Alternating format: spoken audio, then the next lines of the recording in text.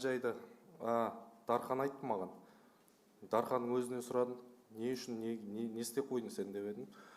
Дүкеннің сатушы жаңа баласы ұрып тастады деп сөйтіп қысқаша ғана айтты. Мен мән жайды толық білу үшін Қамажай дүкеніне кіріп, сатушы Қаржаубайдың өзіне мән жайды сұрастырдым, амандасып қал жағдай сұрасып.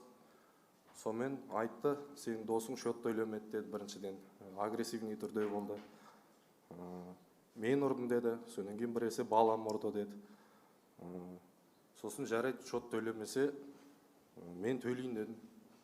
Қанша теңге төлемеді деп едім, 1000 теңге төлемеді деді. Мен артығымен 1500 теңге төледім. Мына жерде енді айтып кетіңізші, Қаржаубай Нұрымов жәбірленуші сізге қандай счетқа төлеу керек екенін айтты ма? Қай Каспиға? Айтты, Каспий болып жазылып тұрды терезеде.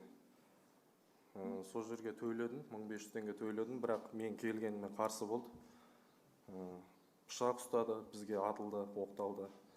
Сонымен мен досым үшін кешірім сұрап, өзім Volkswagen маркалық Golf машинамен Дархан Әскентай, мен сосын Думанскқа үшеуміз кетіп алған болатынбыз.